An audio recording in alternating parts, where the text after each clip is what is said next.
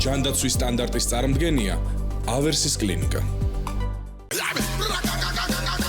ჯანდაცვის სტანდარტის სპონსორია წყალი მთის 0%-იანი ბრომატით.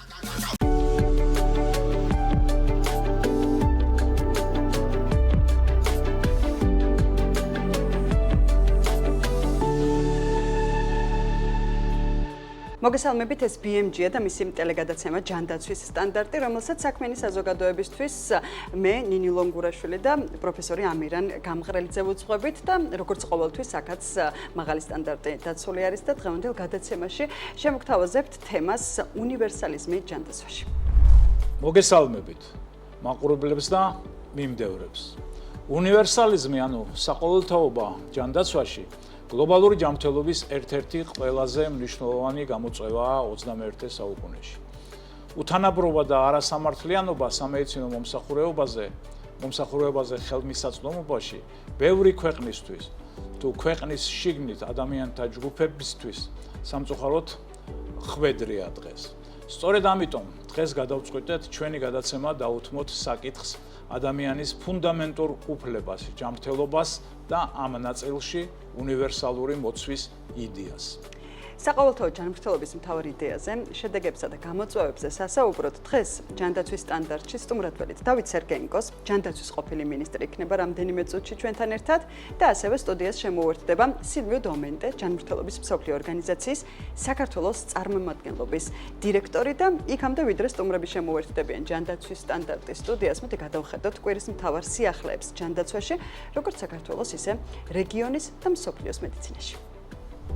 ბავშვთა ინფექციური საავადმყოფო რესპუბლიკური ტერიტორიაზე გადაინაცვლებს პროექტისთვის 50 მილიონი ლარის ღირებულების ტენდერი გამოცხადდა. წარდგენილი დოკუმენტაციის თანახმად ჯანდაცვის სამინისტროს სამშენებლო კომპანიისგან ელის როგორც საავადმყოფოს დიზაინის პროექტირებას, ასევე სამშენებლო სამუშაოების შესრულებასაც. ამჟამად ბავშვთა ინფექციური საავადმყოფო თბილისში სიმონ ჩიქოვანის ქუჩაზე არის განთავსებული პროექტი ითვალისწინებს ვაჟა-ფშაველას ქუჩაზე რესპუბლიკური საავადმყოფოს მიმდებარე დაარსებული ორსართულიანი შენობის სრულ რეაბილიტაციას და რეკონსტრუქციას.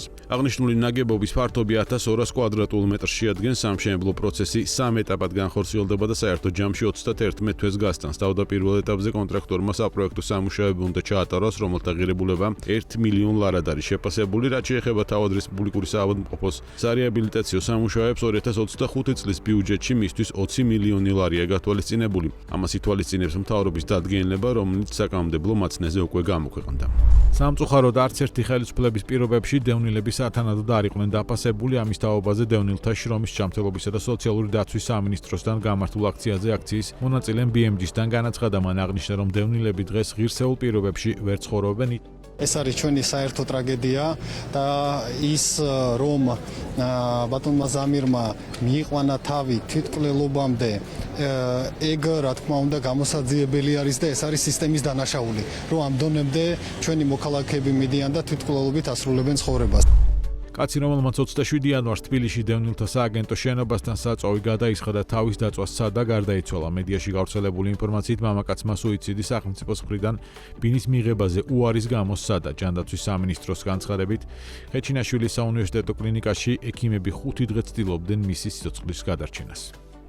ონკოლოგიური დიაგნოზის მქონე ბავშვების საზღვარგარეთ მკურნალობის პროგრამა გაფართოვდა. ჯანდაცვის სამინისტროს ინფორმაციით ბენეფიციარებს სერვისის მიღება დამატებით თურქეთის კიდევ 3 კლინიკაში შეეძლებათ. პროგრამას მედიკანა საერთაშორისო კლინიკა, MC ჰოსპიტალი და მედიპოლ მეგა საუნივერსიტეტო კლინიკა დაემატა. დაუწყებაში აღნიშნავენ, რომ ონკოლოგიური დიაგნოზის მქონე ბავშვების საზღვარგარეთ მკურნალობის პროგრამის პრაგლებში პაციენტები მომსახურებას უკვე 8 კლინიკაში თურქეთში, ესპანეთსა და ისრაელში მიიღებენ. ახალ პარტნიორ კლინიკებთან თანამშრომლობის ხელშეკრულებები უკვე გაფორმდა.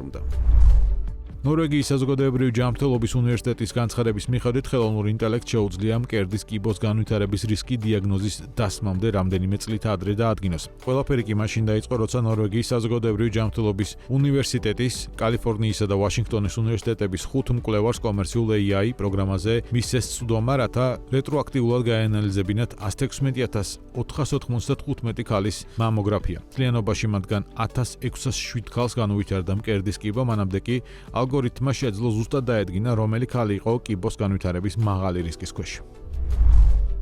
პარკინსონის შესაძლოა FDA-ის მიერ დამტკიცებული კიბოს წამლით განიკურნოს. მსოფლიო ჯანდაცვის ორგანიზაციის მონაცემებით მსოფლიოს მასშტაბით პარკინსონით 8.5 მილიონი ადამიანია დაავადებული, რითაც ალცჰაიმერის შემდეგ მეორე ყველაზე გავრცელებული დაავადება გვევლინება. მეცნიერებმა აღმოაჩინეს რა როლს თამაშობს APLP-ის ერთის ცილა თავის ტვინში უჯრედიდან უჯრედამდე იმ მასალის გავრცელებაში, რომელიც პარკინსონის დაავადებაზეა პასუხისმგებელი. ხოლო FDA-ის მიერ დამტკიცებული კიბოს წამალი, რომლისთვისაც მთავარი სამიზნე LAG3-ის ცილა, რომელიც თავის მხრივ APLP1-თან ურთიერთქმედებს, მის გავრცელებას აფერხებს.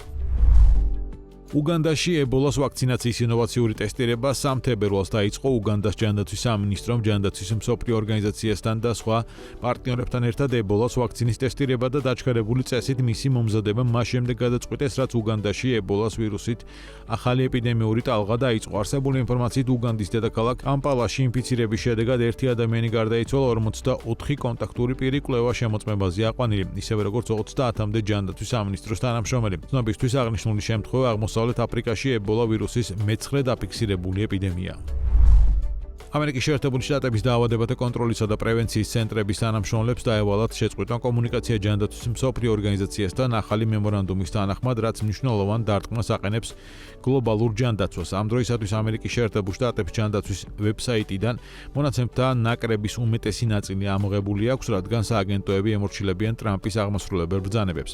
შესაბამისად, ამერიკის შეერთებული შტატების დაავადებათა კონტროლისა და პრევენციის ცენტრის რამდენიმე ვებგვერდი და მონაცემთა ბაზა, რომლებიც დაკავშირებულია HIV ინფექციებთან და სხვა მნიშვნელოვან მასალასთან დაკავშირებით, ამოღებულია ან შეცვლილია. ასევე შეცვლილია ინფექციების მკურნალობის გაიდლაინები. როგორც დასაწყისში მოგახსენეთ, უნივერსალიზმი ანუ საყოველთაობა ჯანდაცვაში გლობალური ჯანმრთელობის ერთ-ერთ ყველაზე მნიშვნელოვან გამოწვევას წარმოადგენს. წარმოგიდგენთ ახლა მცირეოდენ სტატისტიკას. 2021 წელს დაახლოებით 4.5 მილიარდი ადამიანი სრულად არ იყო დაფარული ძირითადი ჯანდაცვის სერვისებით. დაახლოებით 2 მილიარდ ადამიანი განიცდიდა ფინანსურ გაჭირვებას. მათ შორის 1 მილიარდი განიცდის კატასტროფულ ხარჯებს ჯანდაცვის ჯიბიდან გადახდებში. ან 344 მილიონი ადამიანი უკიდურეს სიღარიბეში შედის ჯანმრთელობის დანახარჯების გამო. COVID-19 პანდემიამ კიდევ უფრო შეაფერხა არსებითი სერვისები 92%-ში მოსახლეობის.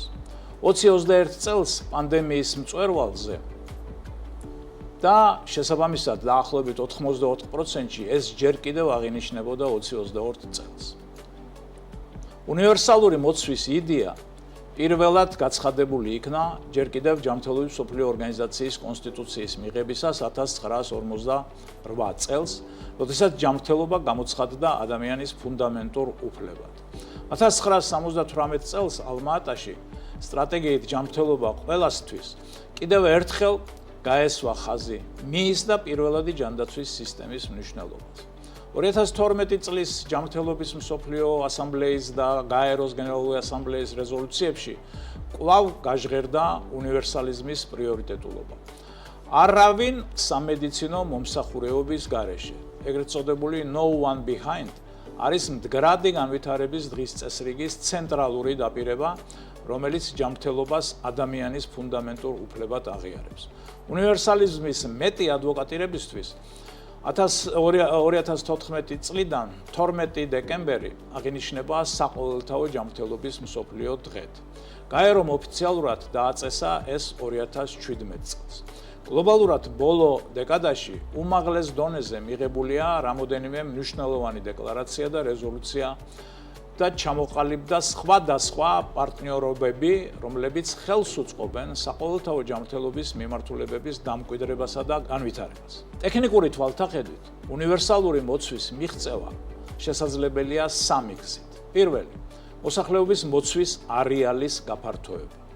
მეორე, ჯანდაცვის სერვისებით მოცვის გაფართოება და რასთავარია მოსახლეობის ფინანსური დაცულობა.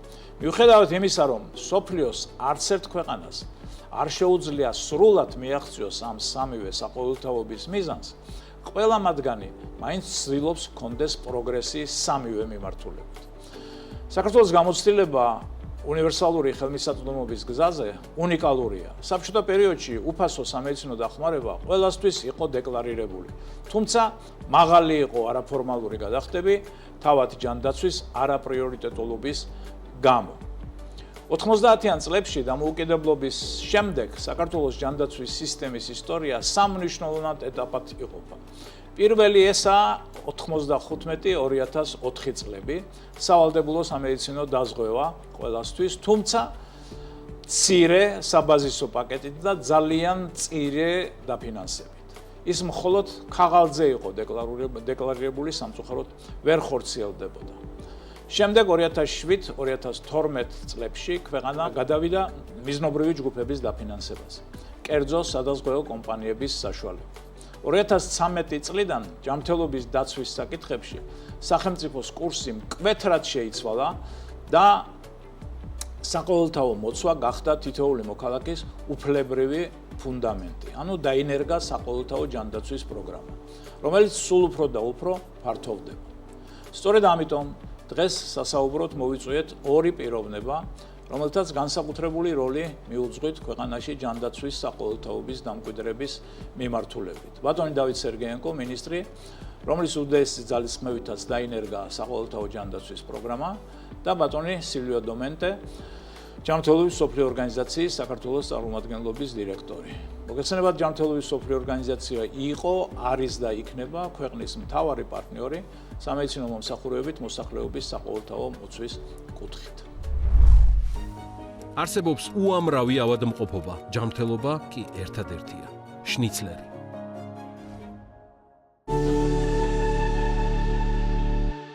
ჯანდაცვის სტანდარტის დღევანდელი სტუმარიც უკვე შემოუერთდა და BMG-ის სტუდიას. გუნდი ვეცადეთ, რომ საყოველთაო ჯანდაცვის თემები და მთავარი საკითხები თქვენთვის იმდაგვარად გაგვეშალოთ დღევანდელ გადაცემაში, როგორც ამას მაღალი სტანდარტი მოითხოვს და სწორედ ამიტომ სტუმრად არც მეტი და ნაკლები დავით სერგეენკო მოვიწვიეთ, ჯანდაცვის ყოფილი მინისტრი.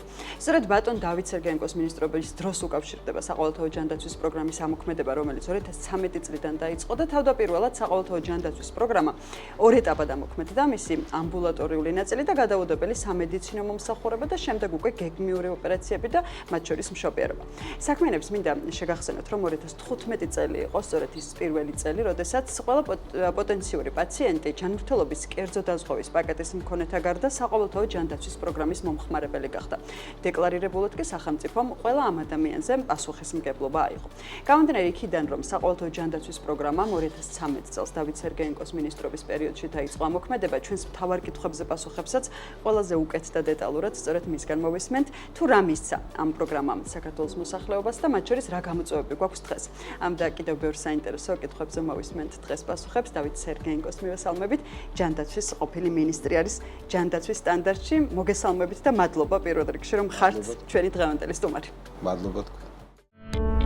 დავით სერგეენკო, ჯანდაცვის ყოფილი მინისტრი, Mediclub Georgias სამედიცინო დირექტორი. დავით სერგეენკომ დაამთავრა თბილისის სახელმწიფო სამედიცინო უნივერსიტეტი. გაიარა გადამზადებები 1991 წელს მოსკოვის ექიმთა პროფესიული განვითარების ინსტიტუტში და ბერლინის შარიტეს საავადმყოფოს კარდიოლოგიის ინსტიტუტში ანესთეზიისა და ინტენსიური თერაპიის მიმართულებით, ასევე პედიატრიული კარდიორეანიმაციის მიმართულებით ჰარვარდის სამედიცინო სკოლაში, ბოსტონის პედიატრიულ საავადმყოფოში. 2003 წელს ოფშორული მედიცინის კურსი აბერდინში, გაერთიანებული სამეფო. 2005 და 2006 წლებში გაიარა გადაუდებელი მედიცინის კურსები თბილისში და მინიჭებული აქვს სახელმწიფო სერტიფიკატი ანესთეზიოლოგია, რეანიმატოლოგიაში და კრიტიკული მედიცინის დარგში. 1987-2002 წლებში დავით სერგეენკო მუშაობდა როგორც ექიმი, ანესთეზიოლოგი, რეანიმატოლოგი საქართველოს სხვადასხვა საავადმყოფოებში. 2002-2006 წლებში იყო Mediclub Georgias სამედიცინო მენეჯერი. 2006-12 წლებში საჩხერის სამედიცინო ცენტრის გენერალური დირექტორი. სერგეენკო 2012-19 წლებში საქართველოს ჯანდაცვის მინისტრი გახლდათ. 2019 წლებში საქართველოს პრემიერ-მინისტრის მრჩეველი ჯანდაცვის სფეროში. 2020 წლიდან 2023 წლამდე პარლამენტის თავმჯდომარის მოადგილე იყო, ასევე ბავშვთა უფლებების მუდმივი საპარლამენტო საბჭოს თავმჯდომარე. დღემდე დავით სერგეენკო კლინიკა Mediclub Georgias სამედიცინო დირექტორია. დავიწყოთ მაშინ პირველივე კითხვით. პრინციპში შესავალშიც დავსვი ეს კითხვა, გამომდინარე იქედან რომ სწორედ თქვენს მინისტრობის პერიოდს უკავშირდება ასეთი მნიშვნელოვანი პროგრამის და სისტემის ამოქმედება. რა არის დღეს ის მთავარი გამოწვევა, რაც შეგვიძლია რომ თქვენგან მოვისმინოთ? საყოველთაო ჯანდაცვა თავისი მასშტაბებით, თავისი შინაარსით მართლაც გამორჩეული და გადადგმული ნაბიჯი იყო ჯანდაცვაში. იმისათვის რომ მე რაღაცნაირად სუბიექტურად არ გამომივიდე შეფასება თუ რა ზეგავლენა იქონია ამ ყველაფერმა, მოვიშველიებ დამოუკიდებელი საერთაშორისო ორგანიზაციების მიერ მოყვანილ რაოდენობრივ მაჩვენებლებს. საყოველთაო ჯანდაცვამ პირველივე წლის განმავლობაში ჯიბიდან გადასახადები 76-დან 55%-მდე შეამცირა. შემდგომ წლებში ეს 48-მდე ჩამოვიდა. მიწდომადობა გაორმაგდა სამედიცინო სერვისებზე. პირველი 2 წლის განმავლობაში ჯანდაცვაში დახარჯულმა დამატებით 200 მილიონმა მოსახლეობას დაუზოგა 400 მილიონზე მეტი და ეს თანხა მათ შეძლეს რომ თავიანთი ოჯახების კეთილდღეობისათვის მოეხმარებინათ. ეს მართლაც დიდი ნაბიჯები არის და ალბათ ჩვენ გვექნება იმის საშუალება რომ გავაანალიზოთ თვითონ საყოველთაო ჯანდაცვის არსი რა არის ეს კონცეპტუალურად, თუმცა იყო რა თქმა უნდა გამოწვევების და ეს გამოწვევები პირველ რიგში იყო ინფრასტრუქტურული, როდესაც რაიონებში 20-ზე მეტ რაიონში საერთოდ არ არსებობდა სამედიცინო დაწესებულება და არ არსებობდა არც ერთი მოქმედი სასწრაფო დახმარების მანქანა და ამ მხრივ მართლა დიდი ინტერვენციების გაკეთება მოგვიწია, რომ ეს ინფრასტრუქტურული პრობლემები მოგვარებულიყო. დიდი მადლობა კიდევ ერთხელ მოგზაურობისათვის და კიდევ იმ წლებისთვის, რაც მოგვიხდა ერთად ყოფნა და მუშაობა. და მოკლე კითხვა მექნება თქვენის გადასახედიდან რა უპირატესობა აქვს საყოველთაობას მიზნობრივ სამედიცინო დახმარებასთან მიმართებაში? აქვს თუ არა ეს უპირატესობა, როგორ ფიქრობთ? ეს უპირატესობა ძალიან დიდია. არ ვიცი რამდენად გვექნება იმის საშუალება, რომ აი ძირითადი მიმოხილვა გავაკეთოთ, რატომ გადავიდა გლობალურად ჯანდაცვა საყოველთაობის მიმართულებით, თუმცა აი რომ დავიწყო პირველი ესეთი უბრალოდ ვირტუალური მაგალითით, რომ წარმოვიდგინოთ საქართველოს პირობებში ადამიანი, რომელსაც აქვს 4-5 ლარი თვეში შემოსავალი, ეს ითვლება საშუალოზე მაღალ შემოსავლად და ჩვეულებრივი ჯანმრთელი ცხოვრების პირობებში ამ ადამიანს შეუძლია ასე თუ ისე უზრუნველყოს თავისი ოჯახის საჭიროებები, კონდეს კერძო სადაზღვევო პაკეტი, კონდეს გარკვეული მცირე, მაგრამ დანაზოგი და რა ხდება მაშინ, თუ კი ის ალბათ ხდება ან უბედური შემთხვევა დგება. აქ მცირედი გადახრა, მოგეხსენებათ, რომ ჯანდაცვის ტექნოლოგიები მუდმივად იზრდება, მუდმივად ვითარდება და ეს პროცესი ჩქარდება, რაც დრო გადის, მით უფრო ინტენსიური არის. ერთის მხრივ ამან მოიტანა ის, რომ ის დაავადებები, რაც თუნდაც 25-30 წლის წინ განაჩენი იყო და ფატალურად თავდებოდა, დღეს უკვე იკურნება. მაგრამ მეორეს მხრივ ამან მკვეთრად ჯერადობით გააძვირა ჯანდაცვა.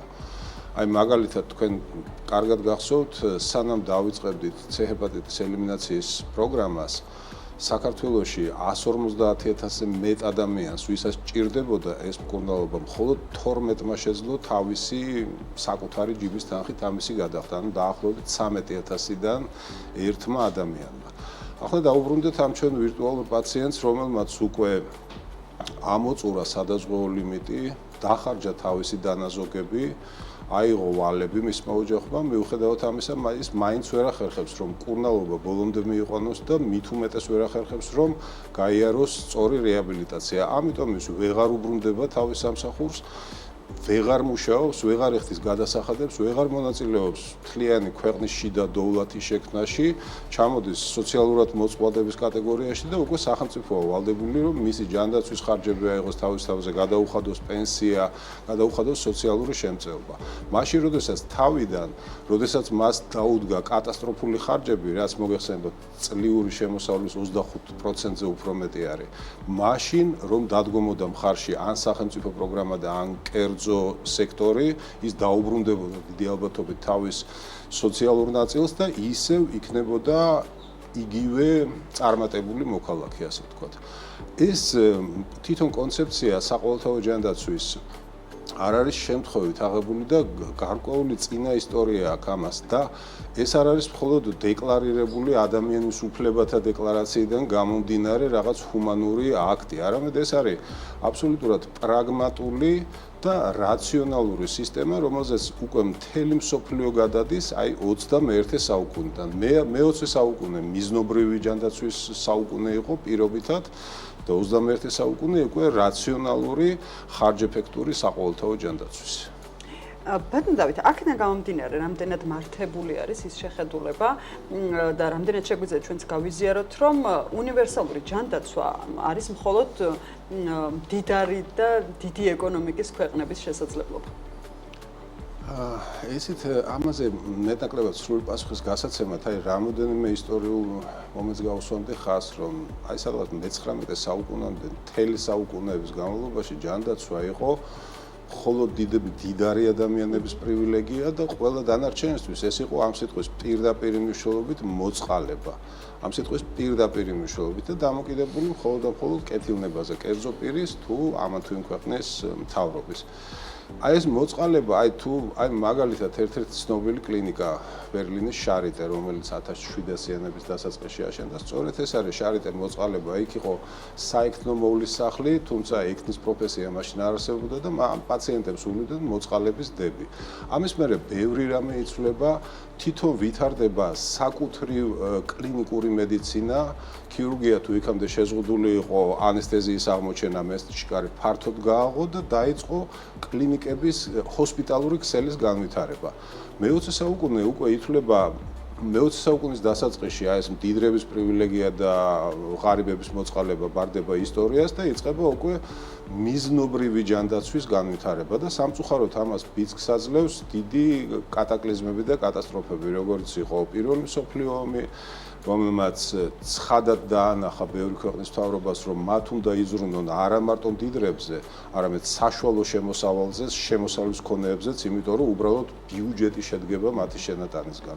საფუძველი ჩაუყარა და განავითარა მაგალითად პლასტიკურ ქირურგიას, შემდეგ იყო პანდემია, შემდეგ მეორე მსოფლიო ომი, რომელმაც გადაუდებელ დახმარებას მისცა ძალიან მნიშვნელოვანი განვითარება. შემდეგ იყო 50-იანებში პოლიომიელიტი, რომელმაც ფილტვების მექანიკური ვენტილაციის ტექნოლოგია შექმნა.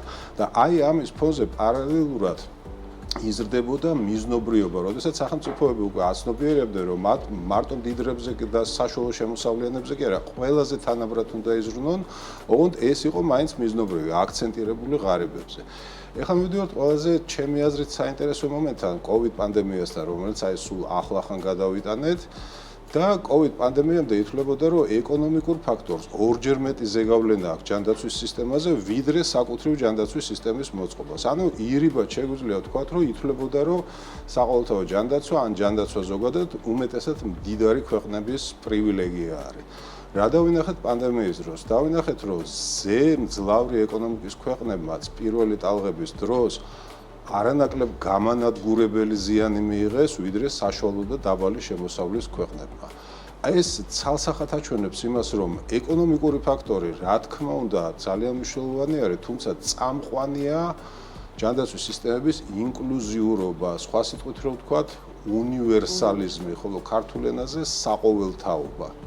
ანუ მხოლოდ დიდარი ქვეყნების პრივილეგია არ არის საყოველთაო ჯანდაცვა და ეს თუნდაც საქართველოს მაგალითმა დაადასტურა და წამყვანი ფაქტორი არის ინკლუზიურობა, ანუ ქართულ ენაზე ჯანდაცვის საყოველთაობა, როდესაც სახელმწიფო უნდა შექმნას სისტემა, რომლებიც ყველას თანაბრად დაიცავს კატასტროფული რისკებისგან და კატასტროფული ხარჯებისგან. მადლობა ბატონ დავით, ასეთი კითხვა მექნება თქვენთან. მოგეცნებათ თუ რაოდენ ინტენსიურად ვითარდება ჯანდაცვაში კერძო სექტორი ყველგან და მათ შორის ჩვენთანაც. როგორ ფიქრობთ, რა უნდა გააკეთონ მათ ერთობლივად სახელმწიფომ და კერძო სექტორმა, რომ საყოველთაობის პრინციპი, როგორც თქვენ ძალიან კარგად ახსენით ახლა, რომ ერთ-ერთი მთავარია, რომ ჩვენ კარგი დაცულობა გქონდეს მოსახლეობის, რომ უკეთესად განვითარდეს კიდევ. კერძო და სახელმწიფო პარტნიორობას, სწორ პარტნიორობას კრიტიკულად პოზიტიური მისია აკისრია, იმიტომ რომ არც ერთ თუნდაც ყველაზე მდიდარ ქვეყანას არ შეუძლია, რომ დამოუკიდებლად იტვირთოს ჯანდაცვის სულ უფრო და უფრო მზარდი ხარჯები. ეს თანამშრომლობა, ასეთი ტიპის თანამშრომლობების ბევრნაირი მოდელია ცნობილი, თუმცა მე ვეცდები, რომ აი მოკლე ძირითად მომენტებს გაუსვა ხაზი. კერძო სექტორისთვის საცოცხლოდ მნიშვნელოვანი არის, რომ მისთვის მეტნაკლებად ხანგრძლივ პერსპექტივაში ცნობილი იყოს ამ ეგრეთ წოდებული თამაშის წესები, ანუ თანამშრომლობის წესები, იმისათვის რომ სწორად დაგეგმოს ეს ყველაფერი. მეორეს მხრივ, სახელმწიფო ვალდებულია, რომ რაც უფრო ფართო არის კერძო სექტორის ხვედრითი წილი ამა თუ იმ დარგში, ამ შემთხვევაში ჯანდაცვაში, მით მეტი რეგულაცია შემოიღოს და სამწუხაროდ ეს რეგულაციები ერთის მხრივ ანელებენ კერძო სექტორის მუშაობას და მეორეს მხრივ ხშირ შემთხვევაში, აი მაგალითს გეტყვით ერთს, როდესაც 2014 წელს, როდესაც საყოველთაო ჯანდაცვა უკვე დაწყებული იყო, გაიხსნა რამოდენიმე კლინიკა, რომელსაც ჰქონდა მარტო რეანიმაციული განყოფილება. ანუ ამ საქმეში თქვენ კარგად მოგეხსენებათ, რომ ისეთი წარმოუდგენელი ნონსენსია, ესე ქუჩიდან უნდა მოხვედრილიყო პაციენტი და მერე ქუჩაში უნდა გაწერილიყო. რეალურად იქ სხვა სიმძიმის პაციენტებს კურნალობდნენ, მაგრამ როცა ვეცადეთ, რომ აგვეხსნა ამ ადამიანებისთვის, რომ ესე არ ხდება, ესე არ შეიძლება, მითხრეს, რომ მაჩვენეთ საწერია, რომ არ შეიძლება. ამიტომ იძულებული გავხადეთ, რომ დამეწერა ეს რეგულაცია და დაიხურა ეს კლინიკები. ეს ცუდია, იმიტომ რომ არ ქონდა სწორი მოლოდინი კერძო სექტორს ამ შემთხვევაში კონკრეტული კომპანიების სახით, მათ გააკეთეს ინვესტიცია არასწორ საქმეში, დაკარგეს ეს თანხა და იძულებული გახდნენ გაეძვირებინათ სხვა მოქმედი სერვისები. ამიტომ პროგნოზირებადობა ამა თუ იმ სისტემის, ანუ ხანგრძლივი სამოქმედო გეგმა და რეგულაციები ცნობილი უნდა იყოს კერძო სექტორისთვის, ხოლო კერძო სექტორმა თავის მხრივ უნდა გაითვალისწინოს სახელმწიფოს მხარდაჭერა. მაგალითად, ფარმა ინდუსტრიამ, როდესაც სახელმწიფო ცდილობს, რომ ფინანსური ბარიერი დაუწიოს თავის მოქალაქეებს მედიკამენტებზე და აკეთებს გარანტირებულ რაღაც რაოდენობის მედიკამენტების შესყიდვას.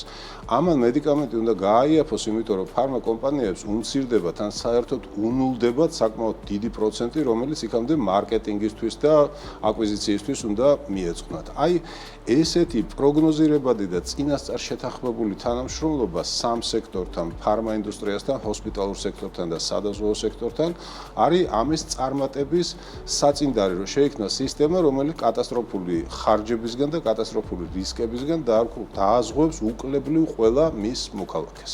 ბატონ დავით, ამ ნაწილში რას ფიქრობთ თქვენ, ანუ რა შეიძლება იყოს მათ შორის როგორც წინააღობა, ასევე რაც დაბრკოლება ამ მიმართულებით და რა მეგაჩნიათ, აი კერძო სექტორის დომინაცია მათ შორის ეს უფრო უპირატესი არის თუ პირიქით შესაძლოა წინააღობა იყოს, ანუ თქვენთვის საუკეთესო მოდელად რა შეიძლება რომ იყოს?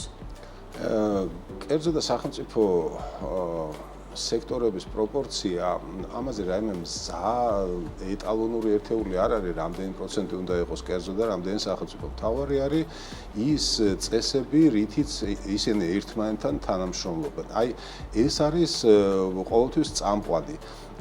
აქ ერთ-ერთი მნიშვნელოვანი ფაქტორი არის ის, რომ აი როგორ ვთქვათ, ჰოსპიტალის მართვა ჰოსპიტალ მენეჯმენტი ისეთივე პროფესია არის, როგორც, დავუშვათ, კარდიოლოგია ან თერაპია. მას ცოდნა, გამოცდილება, განათლება ჭირდება. საქართველოში ძალიან მოკლე პერიოდში, ძალიან მოკლე ხანში, სულ რამოდენიმე წელიწადში მოხდა პირველი მასიური პრივატიზაცია და მეორე საყოველთაო ჯანდაცვის დროს პლუს 70 ახალი ჰოსპიტალი გაიხსნა, რომელიც როგორც წესი იყო ჰორიზონტალურად ინტეგრირებული. ანუ ისეთი პროფესიის ადამიანებმა გახსნეს სამედიცინო ინფრასტრუქტურა, რომელთაც იქამდე საერთოდ შეხება არ ქონიათ ამასთან.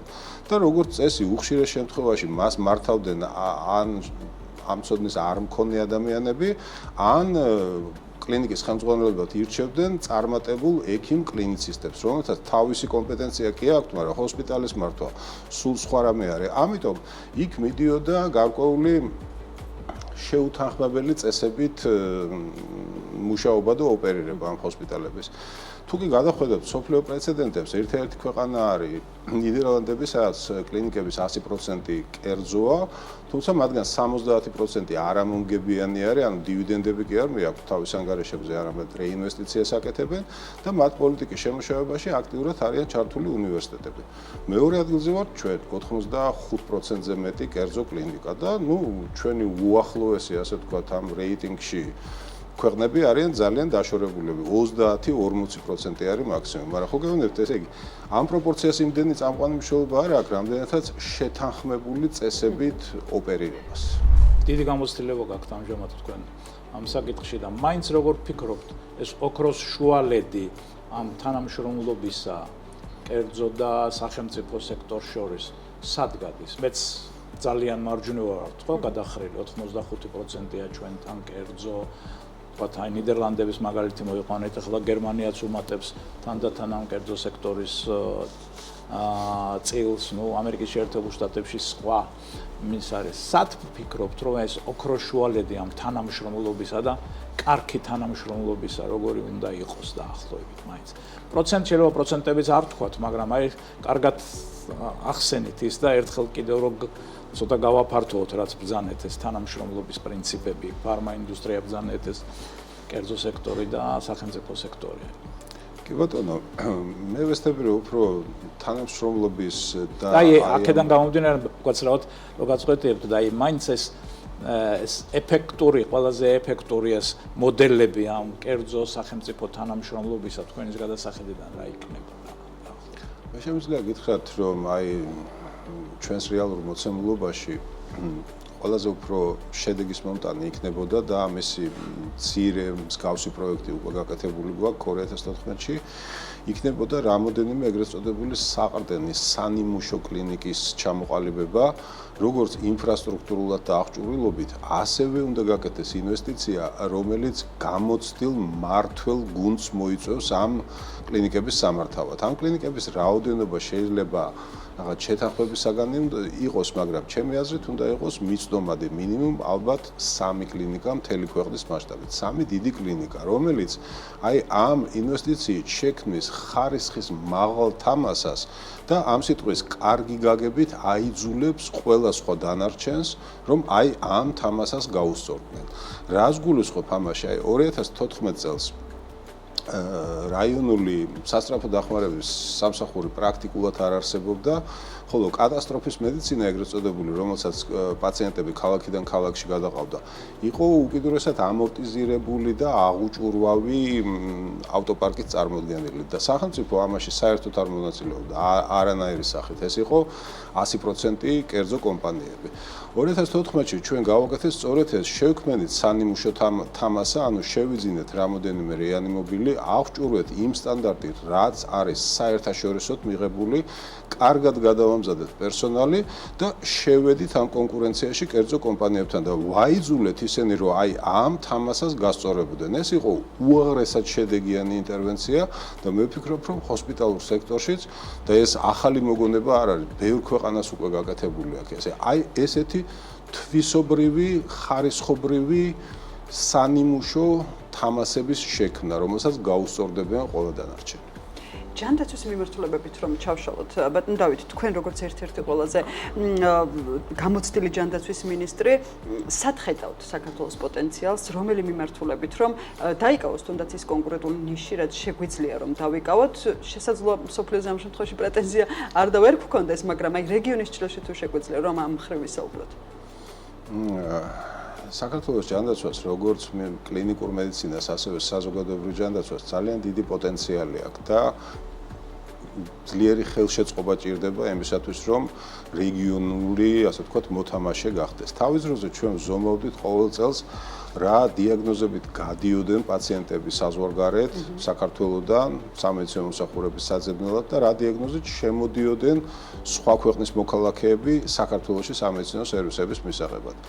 გადიოდნენ პაციენტები, რომელთა 90%-ზე მეტი იყო ონკოლოგია, შემოდიოდნენ, ანუ სამედიცინო ტურიზმს თუ დავარქოთ პირობითად, რადიოლოგიური დიაგნოსტიკა, კარდიოლოგია და კარდიოქირურგია. ეს არის აი რაღაც ირიბ წარმოდგენას გვაძლევს, სად არის მეტი ინტერვენცია გასაკეთებელი და რა დარგებს აქვს უფრო მეტი პოტენციალი. ეს არ ნიშნავს, რომ რაღაც სხვა დარგები უმნიშვნელო არის. ყველას აქვს პოტენციალი, უბრალოდ ზოგს მეტი ჭირდება ხელშეწყობა, ზოგი პრაქტიკულად მზად არის იმისათვის, რომ რეგიონული მოთამაშე გახდეს. რაც შეეხება საზოგადოებრივ ჯანდაცვას, რომელიც ასევე ძალიან კარგად არის განვითარებული საქართველოში და ჩემი აზრით უფრო მეტად ვიდრე კლინიკური მედიცინა, ძალიან ბევრ მაღალ სტანდარტს აკმაყოფილებს, აქ გამორჩეული, რა თქმა უნდა, C-ჰეპატიტის ელიმინაცია არის. რომელთანაც უბრალოდ ვერც ერთი სხვა ქვეყანა სიმდიდრის თუ სიღარების მიუხედავად ახლოსაც კი ვერ მოვა. ძალიან დიდი მადლობა თქვენი პასუხებისთვის და მადლობა რომ იყავით ჯანდაცვის სტანდარტის სტუმარი. რა სიტყვით ბატონო ამირე? დიდი მადლობა ბატონო დავით, ეს ახალი პროექტია, რაც დაიწყო BMG-მ და ფიქრობ, რომ საინტერესო პროექტი უნდა გახდეს, აი ყველა გლობალური გამოწვევა რაც არსებობს, საქართველოში როგორ რეფლექტირდება, ასე ვთქვათ და ამიტომაც გადავწყვიტეთ, რომ თქვენი დონის ადამიანები იყვნენ სტუმრები, რათა გაზიარდეს მოსახლეობისთვის და პროფესიონალებისთვის ის გამოცდილება რაც არის და რაც თავარია რეკომენდაციები რა უნდა გავაკეთოთ, რომ მოსახლეობას უკეთესი ჯანმრთელობა ჰქონდეს. მადლობა. ფიქრობ სტარტი კარგი. მადლობა ბატონ დავით, კიდევ ერთხელ სტუმრობისათვის. დავით სერგენკო ჯანდაცვის ყოფილი მინისტრი იყო ჩვენთან ერთად და მადლობა მას საინტერესო პასუხებისთვის. 14 თებერვალი კი მათ შორის არის ეპილეფსიის საერთაშორისო დღე, საკმაოდ საინტერესო არის თებერვალი ჯანდაცვის დღეების მიმართულებით და მოდი გადავხედოთ ჩვენს ჯანდაცვის დღეების კალენდარს. 14 თებერვალი ეპილეფსიის საერთაშორისო დღეა. ეპილეფსიის საერთაშორისო დღე ყოველწლიურად თებერვლის მეორე ორშაბათს აღინიშნება და მიზნად ისახავს საზოგადოების ცნობიერების დონის ამაღლებას. ეპილეფსია ერთ-ერთი ყველაზე გავრცელებული ნევროლოგიური დარღვევაა, რომლის დიაგნოსტირებასა და მკურნალობას სპეციფიკური მეთოდოლოგია ესაჭიროება. ჯანმრთელობის მსოფლიო ორგანიზაციის მონაცემებით, მსოფლიოში 50 მილიონზე მეტი ადამიანია დაავადებული ეპილეფსიით და ყოველწლიურად 2.400.000 ახალი შემთხვევა ფიქსირდება. ჯანმომ ეპილეფსიის წინააღმდეგ მებრძოლმა ინტერნაციონალურმა ლიგამ და ეპილეფსიის საერთაშორისო ბიურომ ეპილეფსია საზოგადოებრივი ჯანმრთელობის ერთ-ერთ მნიშვნელოვან პრობლემად მიიჩნია და შეიმუშავა ეპილეფსიისა და მისი გართულებების ეპიდზედამხედველობის პროფილაქტიკის, სწორი მკურნალობისა და კონტროლის ეფექტური ღონისძიებების ხელშემწყობი სტრატეგია. ჯანმრთელობაზე გამუდმებული ზრუნვაც ავადმყოფობაა. პლატონი.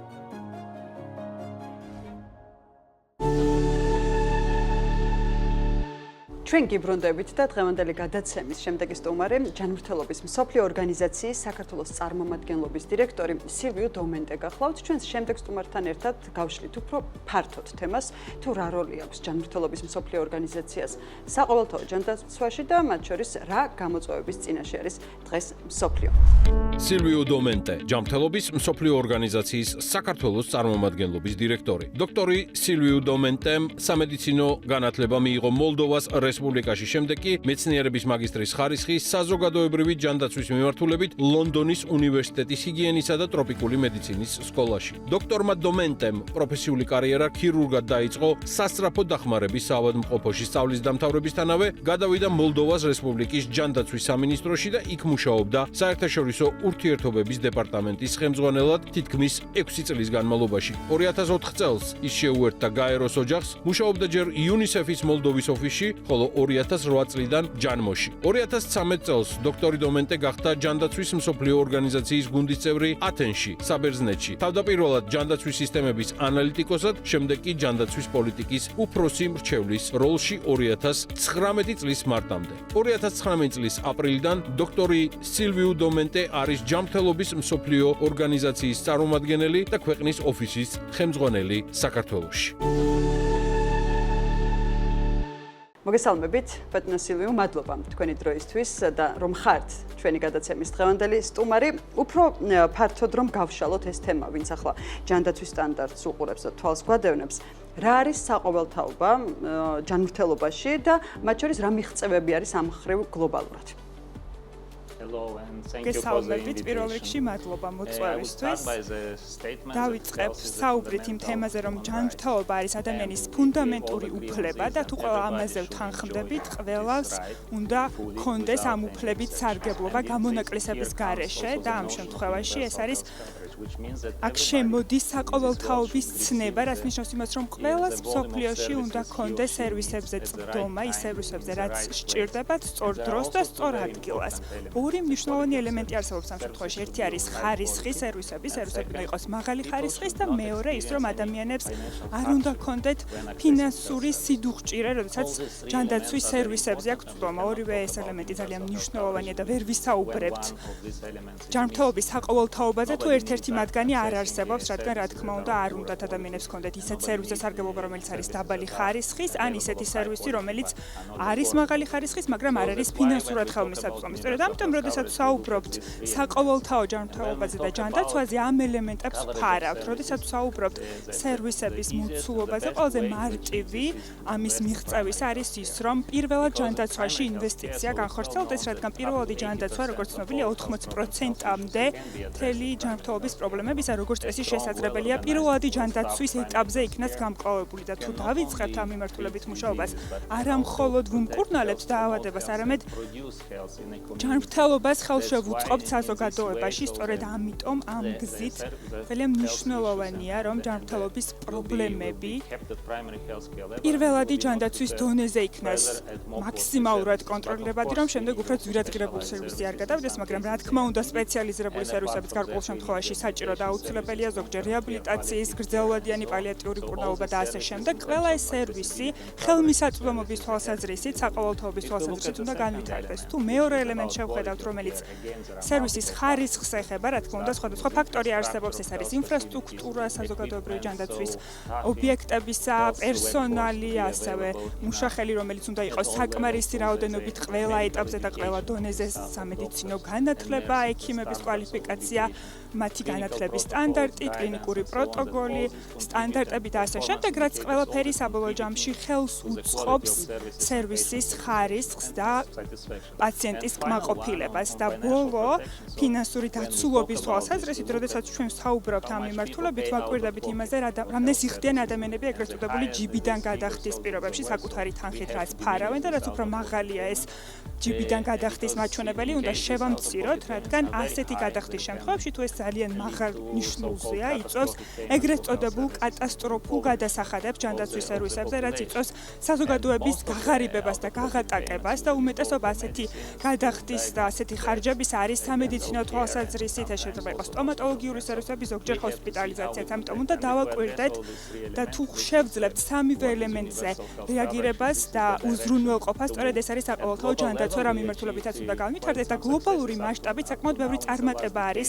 ბოლო 10 წლეულის განმავლობაში ვაკვირდებით მზარდ სიცოცხლის ხანგრძლივობას, შემცირებულია სიკვდილიანობა, განსაკუთრებით დედის სიკვდილიანობა, ახალშობილის სიკვდილიანობა, ასევე მნიშვნელოვანი გაუმჯობესება არის შიცის, ჰეპატიტის მიმართულებით, სიკვდილიანობის მაჩვენებლების მიმართულებით და ზოგიერთი დაავადების სრულად აღმოფხვრა არის შესაძლებელი, ან არსებობს სხვადასხვა გზა, როგორ შეიძლება აღმოიფხვრას ან შემცირდეს, რაც საბოლოო ჯამში ეს ყველაფერი ხელს უწყობს საყოველთაო ჯანდაცვის გაუმჯობესებას, რაზეც მოგვიანებით უფრო დეტალურადაც ვისაუბრებ. დიდი მადლობა. მოგეხსენებათ, რომ საყოველთაობა ერთ-ერთი ყველაზე დიდი გამოწვევაა და აი რო დავაკონკრეტოთ ჯანმრთელობის მსოფლიო ორგანიზაციას, რა როლი აქვს, რომ ეს გამოწვევები მინიმიზაცია მოხდეს ამ გამოწვევების. ჯანმრთელობის მსოფლიო ორგანიზაცია ამ შემთხვევაში ცდილობს, რომ დღის წესრიგში რაც შეიძლება მაღალ დონეზე დადგეს საყოველთაო ჯანდაცვა. თუ საუბრობთ საყოველთაო ჯანდაცვაზე, ამ შემთხვევაში ყველამ ვიცით, რომ ეს არის მდგრადი განვითარების მიზნები, რაც შემუშავებულია, რომელსაც 2030 წლამდე უნდა მივაღწიოთ და სწორედ ამ დღის წესრიგის ფარგლებში სპეციალური ინდიკატორი არსებობს საყოველთაო ჯანდაცვის მიმართულებით, რაცაც უნდა მივაღწიოთ და ჯანმრთელობის მსოფლიო ორგანიზაცია არის ორგანიზაცია, რომელიც ამ მიზნის მიღწევის მონიტორინგს ახორციელებს და რასაც ვცდილობთ და რასაც ვაკეთებთ აქტიურად არის ის, რომ ამ ინდიკატორების მონიტორინგი ხდება საყოველთაო ჯანდაცვის ინდიკატორების მიმართულებით და ვხედავთ, რომ ინდიკატორები იზრდება 2021 წლიდან მაგალითად და 44%-დან 78%-მდე არის გაზრდილი. შესაბამისად ეს არის ის, რასაც ყურადღება უნდა მივაქციოთ, თუმცა ამ ინდიკატორებს სხვადასხვა კომპონენტები აქვს, ერთი არის საყოველთაო მოცვა და ფინანსური დაცულობა, რასაც გლობალურად ვაკვირდებით. 2 მილიარდი ადამიანი არის მსოფლიოს მასშტაბით, რომელსაც ფინანსური სიდუხჭირის წინაშე დგანან, როდესაც საყოველთაო უბრალოდ ჯანდაცვის სერვისებზე წვდომა სჭირდება და ეს არის კატასტროფული დანახარჯები ჯანდაცვაზე. 340 მილიონი ადამიანი არის, რომელსაც ძალიან მცირე, ასე ვთქვათ, სიღარიბის ძალიან დაბალ ზღვარზე არიან და მათი გაღატაკება იზრდება იმის გამო, რომ ჯანმრთელობის სერვისები ასეთი მაღალი ხარჯებით არის. პასუხისთვის, რადგან ვსაუბრობთ ჯანმრთელობის საყოველთაო დამკვიდრების გზაზე მსოფლიოში, დღეს თუ შეგვიძლია ჩვენს მაყურებლებს უთხრათ, რა ბარიერები არსებობს და ამისთვის ამ ნაწილში რას აკეთებს ჯანმრთელობის მსოფლიო ორგანიზაცია? საკმაოდ გამოწვევებით და კომპლექსურ ტურბულენტურ პერიოდში ვცხოვრობთ მთელი სამყაროს მსოფლიოს მასშტაბით, რასაც ვაკვირდებით არის ის, რომ ბევრი ფიქრობს, რომ შეიძლება უფრო მნიშვნელოვანი იყოს მაგალითად ეკონომიკური ზრდის და კეთილდღეობის თვალსაზრისით ინვესტირება და ავიწყდებათ, რომ ჯანმრთელობა არის წინაპირობა ეკონომიკური ზრდისა და ძალიან რთულია ეკონომიკურ ზრდას მივაღწიოთ თუ არაჯანსაღი საზოგადოება გვეყოლება.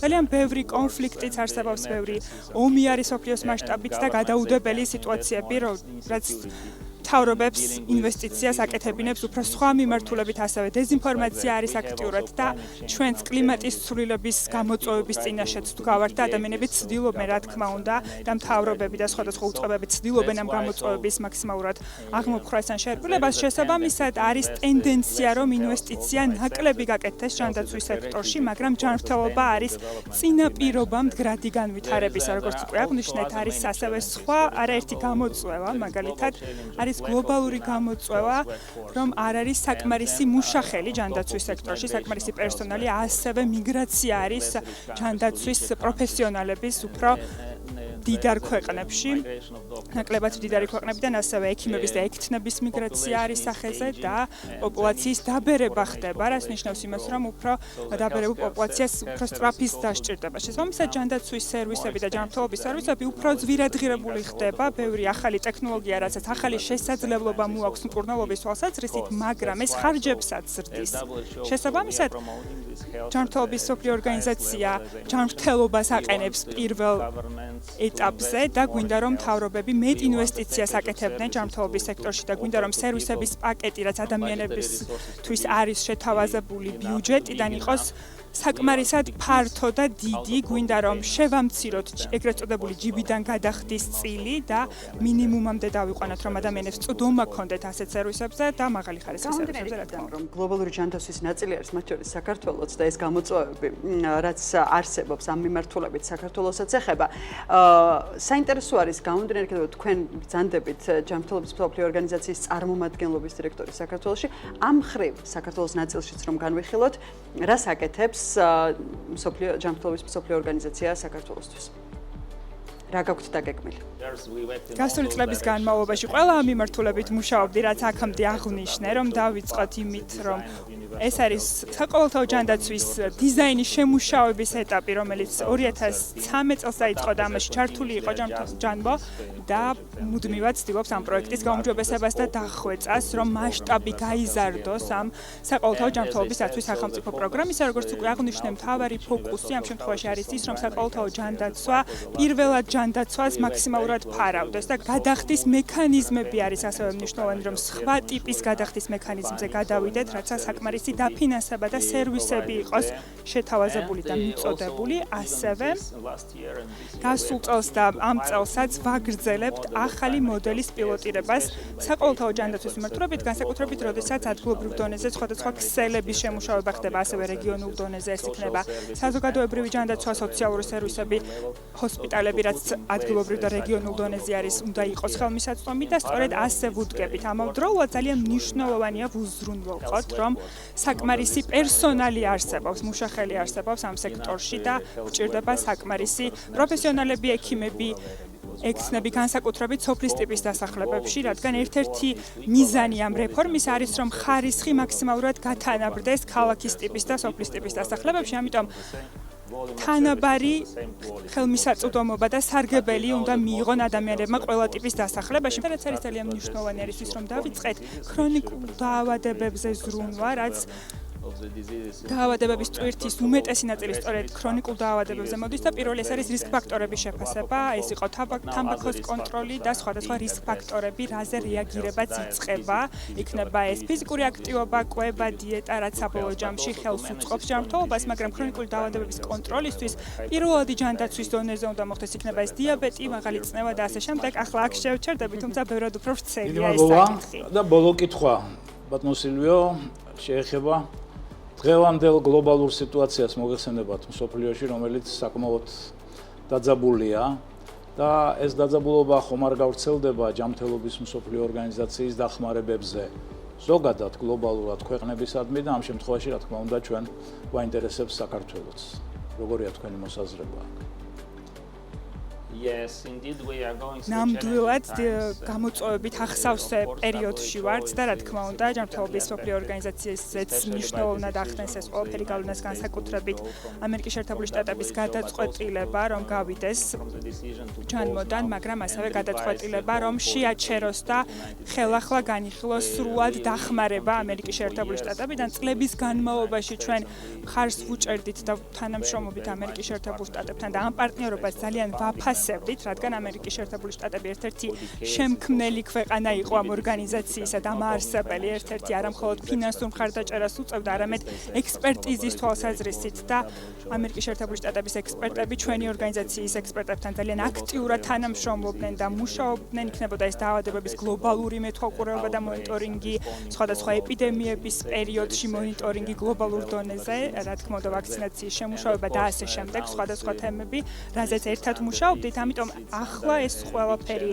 გამოწვევის წინაშე დგას და გლობალურ ჯანდაცვაზეც მოახდენს გავლენას და ასევე ამერიკის შეერთებულ შტატებში ჯანმრთელობის და ჯანდაცვის მდგომარეობაზე არის სხვადასხვა პროგრამები, რაზეც მოხდა განსაკუთრებული გავლენა, მაგალითად ტუბერკულოზის მიმართულებით, ჰეპატიტის, შიდ-HIV ინფექციის მიმართულებით და საზოგადოებრივი ჯანდაცვის იმუნიზაციის მიმართულებით, რაც ძალიან მნიშვნელოვანი გლობალური პროგრამებია, რაზეც შეიძლება გავლენა მოახდინოს ამ ყველაფერმა. საქართველოშიც ძალიან აქტიურად მუშაობდით USAID-ისთან და მნიშვნელოვანი პროექტი ვქონდა გლობალური ჯანდაცვის მიმართულებით, რაც ზოონოზურ დაავადებებსაც მოიცავდა, ასევე ანტიმიკრობულ რეზისტენტობაზე იყო ფოკუსირებული, რაც ძალიან მნიშვნელოვანია და კიდევ ერთი პროექტი რეაბილიტაციის სერვისებზე იყო ფოკუსირებული, ამიტომ ახლა რასაც ვცდილობთ, არის ის, რომ გადაწყვეტა ვიპოვოთ და იმედი გვაქვს, რომ საბოლოო გადაწყვეტილება ამ თვალსაზრისით იქნება პოზიტიური გადაწყვეტილება, რომ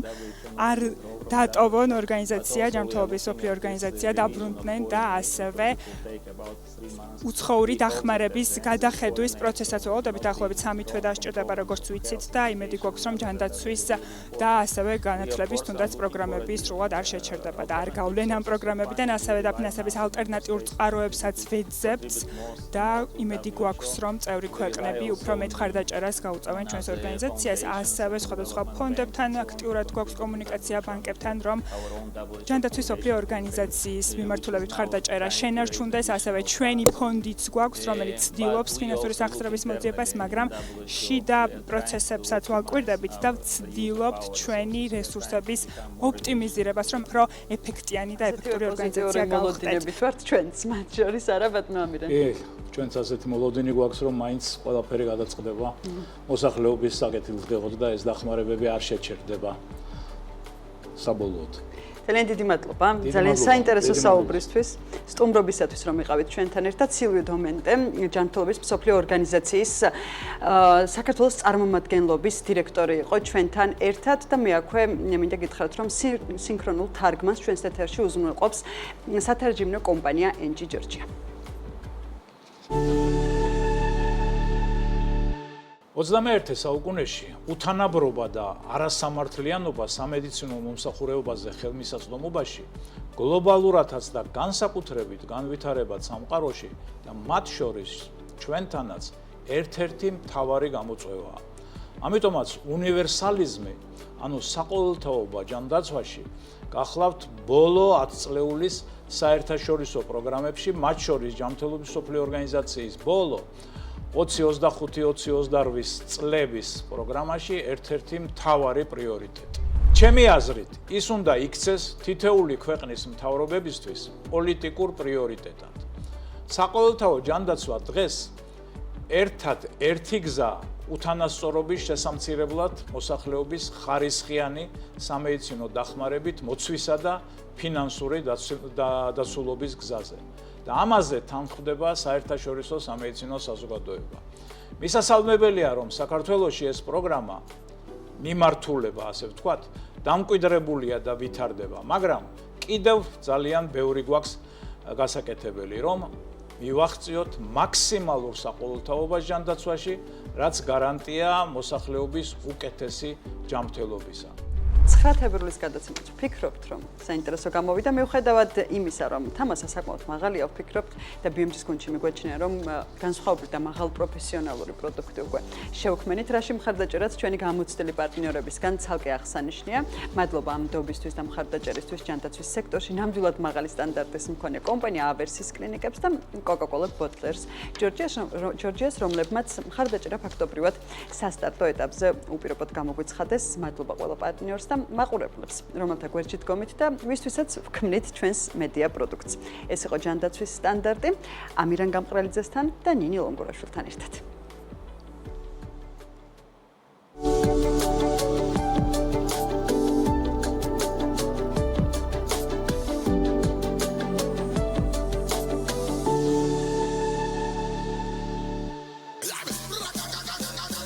ჯანდაცვის სტანდარტის სპონსორია წყალი მთის 0%-იანი ბრომატით. ჯანდაცვის სტანდარტის წარმომადგენია Aversis კლინიკა.